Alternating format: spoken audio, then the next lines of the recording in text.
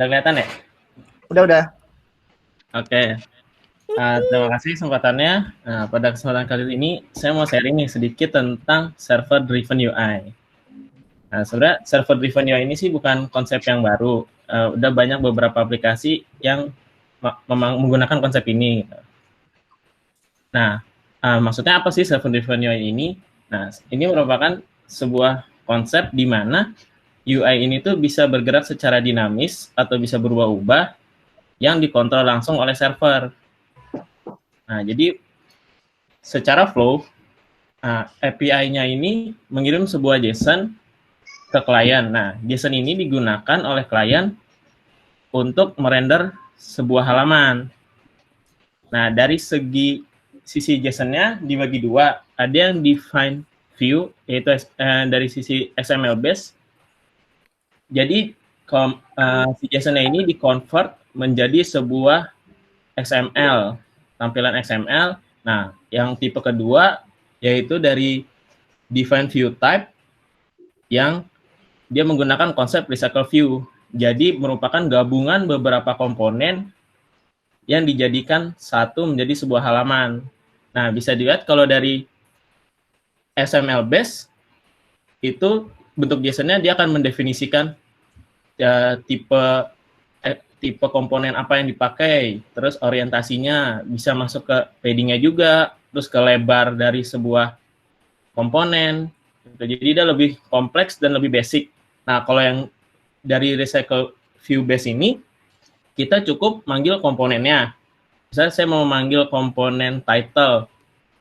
Nah, kita udah dapat tuh, kita punya base komponen title yang udah punya font tertentu, besar huruf tertentu. Nah, kita cuma manggil komponennya title, kita kasih text title-nya apa. Nah, ini adalah contoh-contoh komponen yang biasa ada di aplikasi. Mulai dari notice bar, image, divider, search bar, dan sebagainya. Nah, konsep ini tuh sebenarnya udah sering kita lihat, kalau kalian pernah dengar tuh ada yang namanya Flutter, React. Nah, itu kan dia pakai komponen base.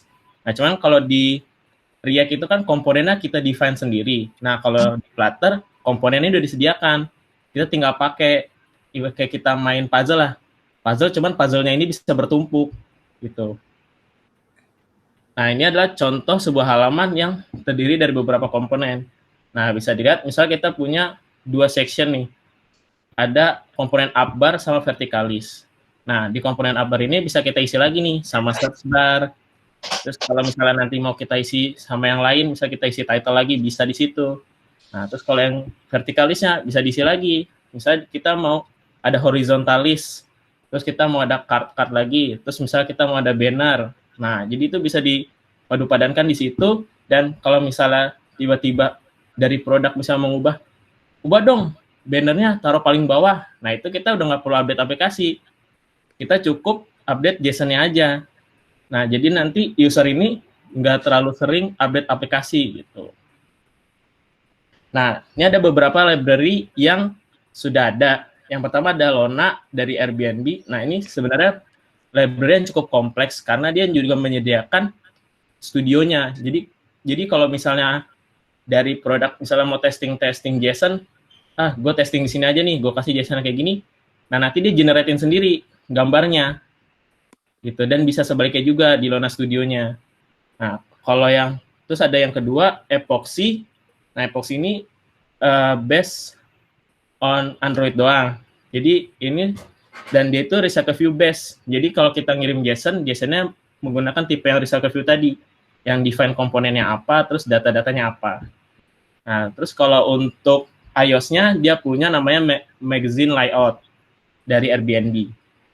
Kalau dari Facebook, untuk Android-nya dia punya Lito, base-nya sama, recycle view juga. Nah, kalau untuk iOS-nya, dia ada namanya komponen kit. Nah, terus yang keempat ada Proteus dari Flipkart.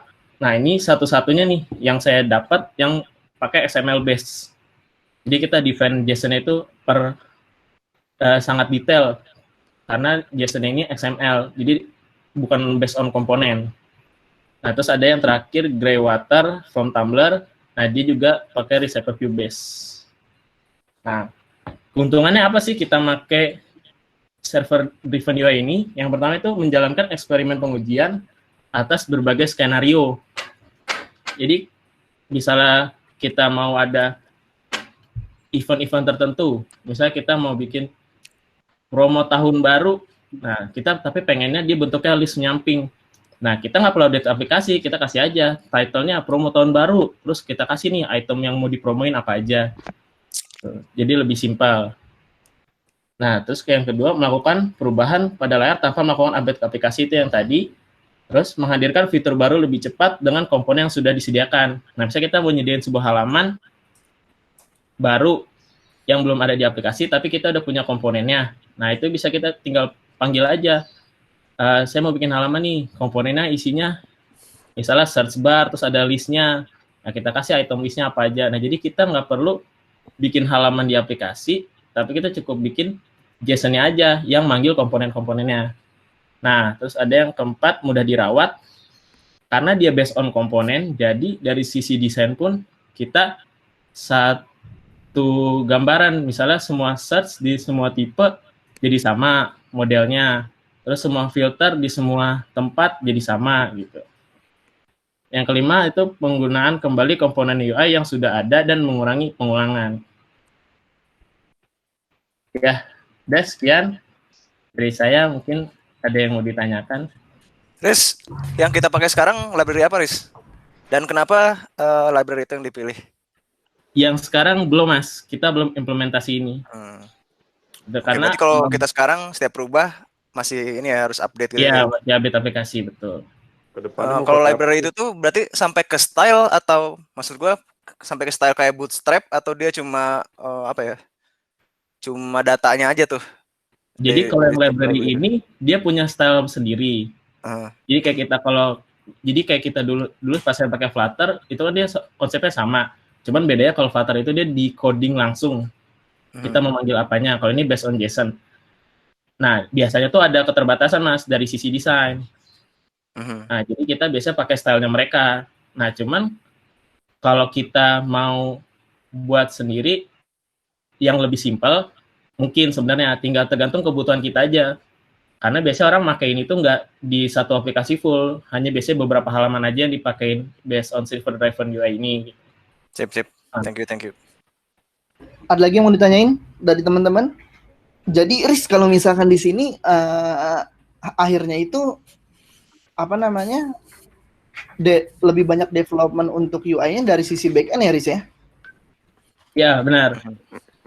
Dari sisi front-end cuman tinggal nyediain komponen apa aja sih yang dibutuhin di aplikasi gitu ya? Iya, kayak gitu, Di. Kita harus nyediain semua komponennya aja. Jadi yang diubah JSON-nya gitu ya, Riz? Di servernya ya? Iya, betul, Mas. Oke. Kayak yang homepage yang mau dibikin. Kenapa? Kayak homepage yang mau dibikin? Homepage yang mau dibikin Bang Aldi. Iya. Yang dynamic homepage kurang lebih konsepnya kayak gini ya. Oke, jadi yang tinggal nyusunnya ini ya, si komponen ini udah disimpan di atas gitu misalnya gitu ya?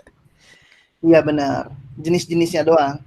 Oke deh. Tapi ke device user berarti sangat bergantung ke koneksi ya kalau gitu. Maksudnya lu harus manggil server terus kan? Iya. Kayak lu buka web gitu kan? Iya. Oke. Itu downside-nya jadi harus. Iya, permasalahannya di situ. Jadi nggak bisa semua halaman dibikin kayak gitu. Oke. Ya udah. Oke Aris, thank you Aris ya buat sharing-sharingnya.